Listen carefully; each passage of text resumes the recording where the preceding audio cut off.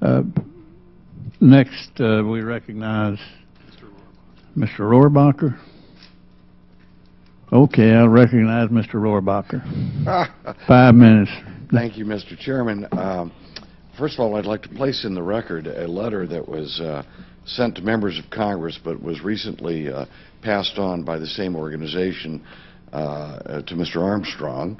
And it's a letter from it's called the Students for Exploration and Development of Space.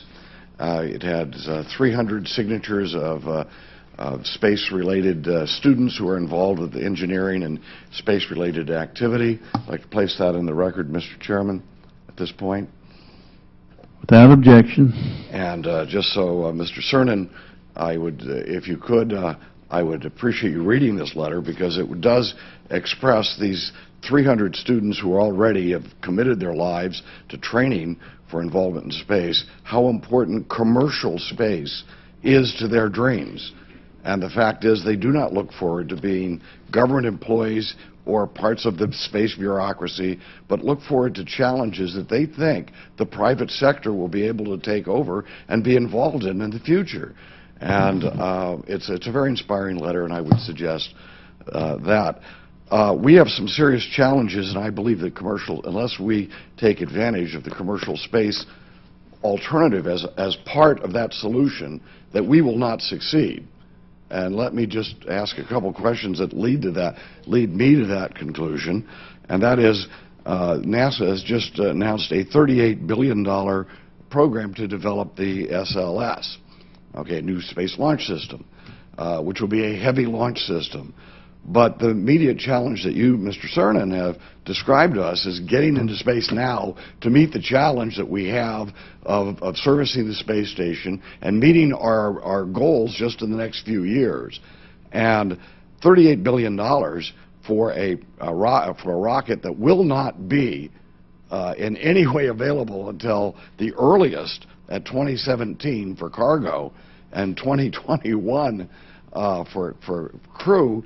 That $38 billion means that that's draining money every year from the potential that we have of having these short-term goals, at least, fulfilled. Budget is a real thing here. We believe in vision and dreams, but we have to have real-line budgets, or those dreams and visions will never come into reality. And without the commercial space people who are putting their own money and putting private money into the endeavor of building space transportation systems, we're not going to meet any of those short-term goals that you spoke about. Now, I'd like to think that the shuttle can just pick up all this task and do this. The shuttles, we've had 2 shuttle crashes. We know that it's vulnerable.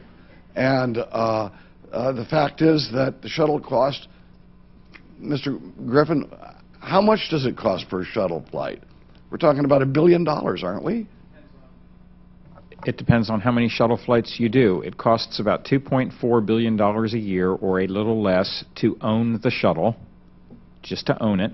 Right. And it costs about $300 million after that for each successive flight. Right. So we're talking about a huge expenditure, and that money's coming from someplace.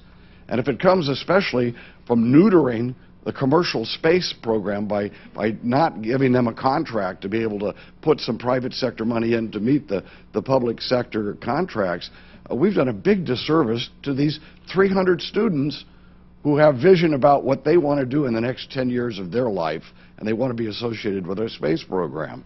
So we've got some major decisions here. I really appreciate your testimony of all of you here today. But I think that we all need to work together so that we have not only a vision of space, but we also have a vision of how we're going to go about it in a practical way that we can meet our budget obligations. And Mr. Griffith, I know that you have been a supporter of commercial space in the past, but this idea that commercial space hasn't even shown anything that they can deliver laundry, I don't understand that. It seems to me that we've got a lot of other programs we've had in NASA over the last few years that have been over budget and not on time and cost us a lot, and we end up canceling the program.